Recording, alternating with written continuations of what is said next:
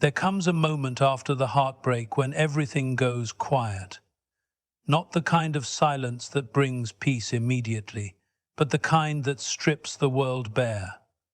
No more pretending, no more distractions, just you and the echo of something deeper stirring within. You see, heartbreak isn't always the tragedy we believe it is. Sometimes it's the only way life can get your attention. It removes the noise, lowers the curtain, and lets your soul take the stage. Naked, trembling, but awake for the first time. You thought you were losing someone. You thought something was being taken from you. But maybe, just maybe, this breaking wasn't a loss at all. Maybe it was the beginning of remembering who you really are. Because this is not your ending. This is where you begin. The breaking is a beginning. We often view heartbreak as a collapse, a moment where everything we built, everything we hoped for, comes crashing down. And in that instant, the mind scrambles for control. It tries to hold on to pieces that are already slipping away. You feel the sharpness of absence, the sting of disappointment, the aching silence where someone's voice used to live. But here's the truth we don't say out loud. Sometimes, the breaking isn't your downfall, it's your awakening.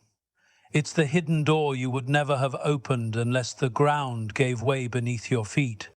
There are moments in life when everything familiar becomes unfamiliar. The person you trusted becomes distant. The dream you poured yourself into shatters in your hands, and suddenly you are left with nothing but yourself. No masks, no noise, just the raw, exposed presence of your own heart. It feels cruel at first. It feels like the universe has turned its face away. But in reality, something sacred is happening beneath that sorrow, something ancient. The soul has been stirred. The ego has been stripped. And in that hollow space, where pain once screamed, truth begins to whisper. Pain, real pain, does not come to destroy you. It comes to unearth you. Because we all build lives around comfort, around routine, around expectations that may not belong to us. We get trapped in roles we never truly chose. We bend ourselves into shapes to fit someone else's love, someone else's story. And it works. For a while. Until one day it doesn't. One day the weight of pretending becomes too heavy. The heart can no longer carry what the soul knows is false. And that's when it breaks. Not out of weakness, but out of refusal to be numb any longer. When the breaking comes, it feels like darkness, but it is actually light in disguise. It is not the death of you, it is the death of everything that was never really you to begin with.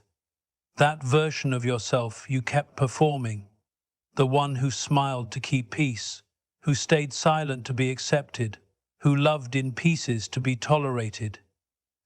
That version dies. And it has to. Because the soul will not be buried forever. The breaking is how it fights its way back to the surface. It uses loss to pull the curtain back. It uses pain to shatter the illusions you clung to. It uses emptiness to show you fullness was never meant to come from someone else. And in those quiet hours after everything falls apart, when you are sitting in the rubble, something remarkable happens. You notice the sky again. You feel the wind with new skin. You hear your own breath like it's music. You're not healed, not yet, but you're present. You're no longer asleep in the dream of who you were supposed to be. The pain didn't put you to sleep. It shook you awake. It made you listen. It made you feel. It made you see that the breaking wasn't the end of your story. Love was never meant to cage you. There's a kind of love that doesn't nourish you. It binds you. At first it feels warm, even intoxicating. You become immersed in the attention, the laughter, the promises. You convince yourself that this is what love is supposed to feel like: consuming, overwhelming, all-encompassing. But slowly, without realizing it, you begin to shrink. You adjust your voice to keep the peace. You question your worth when they grow distant. You walk on eggshells, thinking love is something you must constantly earn. And before long, you've built a life inside a cage and called it home. Love, when it's real, does not demand that you abandon yourself to be accepted. It doesn't ask you to become smaller so someone else can feel big. It doesn't silence your needs or twist your truth. But many of us don't learn this early enough. We mistake control for care. We confuse intensity with intimacy. And when that love eventually collapses, it feels like we've lost everything. But in truth, what we've lost is the illusion, the fantasy, the beautiful prison we convinced ourselves was paradise. There's a heartbreak that doesn't just break your heart. It breaks the spell. It shows you the ways you were holding yourself hostage just to be loved. It reveals the compromises you made that were never mutual. It forces you to see how you kept giving, hoping it would finally be enough for someone who never saw your fullness. That kind of pain doesn't just sting, it awakens. It opens your eyes to how deeply you abandoned yourself while chasing someone who couldn't even meet you halfway. When love becomes a cage, you stop growing. You stop dreaming. You start editing yourself for the comfort of someone else. You laugh when you don't feel joy. You stay silent when you want to scream. You carry burdens that don't belong to you. And the worst part is, you do it willingly, believing this is the cost of connection. But it's not. That's not love. That's survival. That's fear wrapped in affection. That's losing yourself so slowly that by the time you notice, you barely recognize who you are anymore. And then something breaks. Maybe they leave. Maybe you leave. Maybe something snaps in the middle of a quiet night and you can't explain why, but you know you can't keep living this way.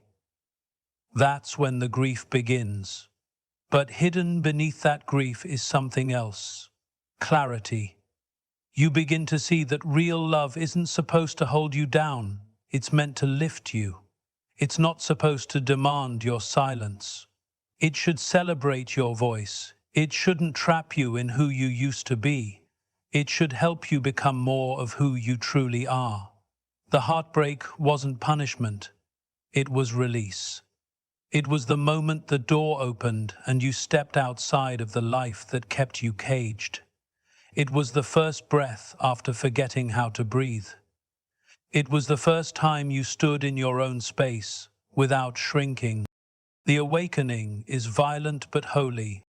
There's a quiet illusion we carry through most of life, the belief that growth is gentle, that awakening comes softly, like a sunrise.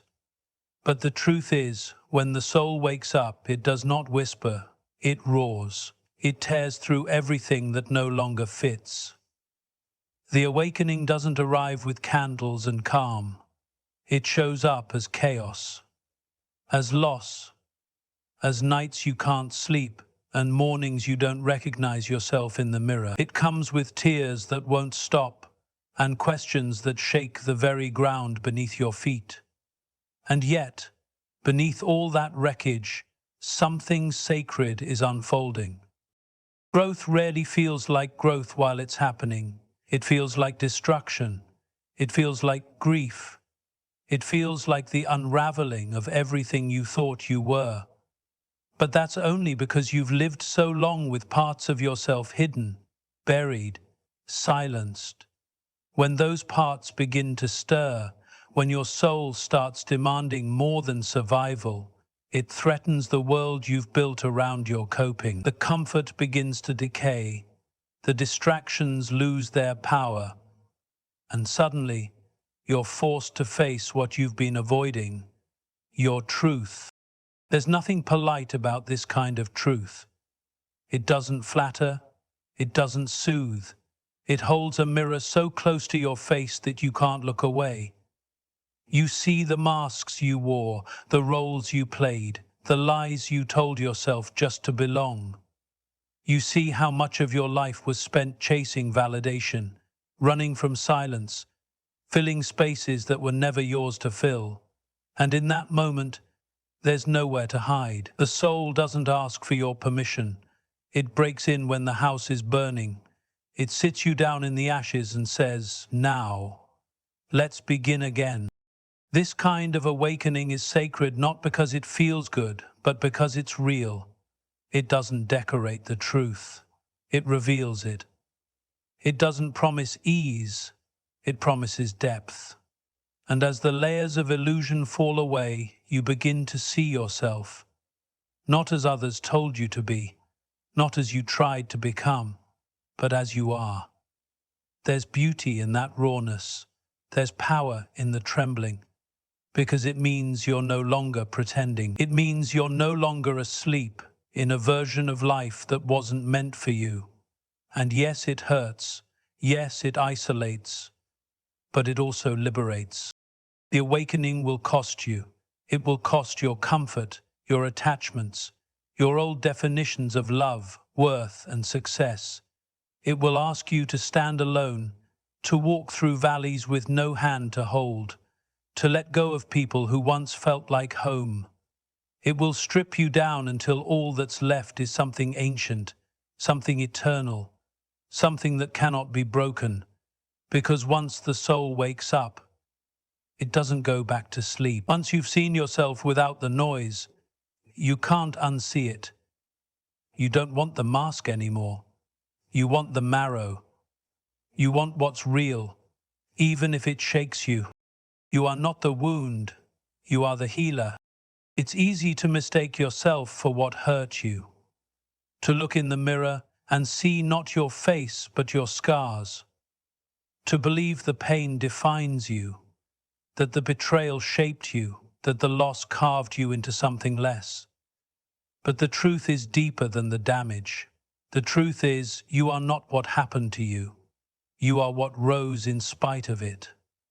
The wound may be where the pain entered, but it is not where your story ends. It's where something sacred began, the making of the healer within you. Pain has a way of shrinking the world. It makes everything smaller, tighter, harder to breathe. You find yourself guarding your joy, bracing for impact, mistrusting anything that feels too soft. You walk through life carrying invisible weight, always waiting for the next blow. But in time, if you allow it, pain can become your teacher. It can deepen your awareness, sharpen your empathy, widen your heart. You begin to see things others miss. The subtle sadness in a smile, the weight behind someone's silence. You become attuned, sensitive, not in weakness but in wisdom. Healing is not forgetting. It's not pretending it didn't happen. Healing is remembering without reliving.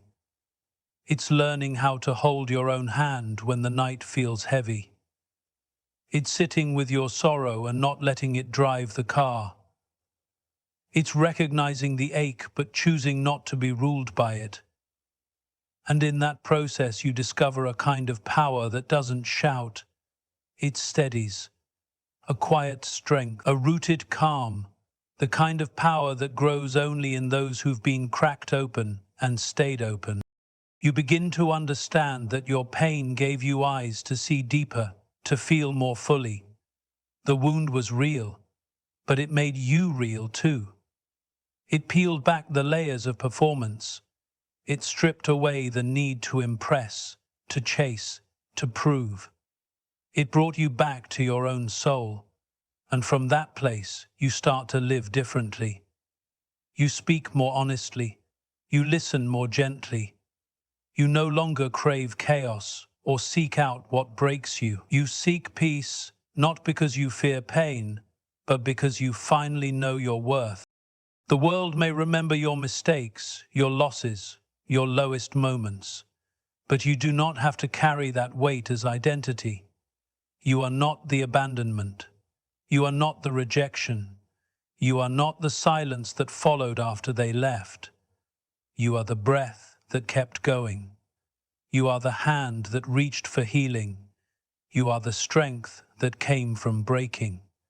And perhaps the most powerful truth of all is this: you don't have to stay broken to be whole.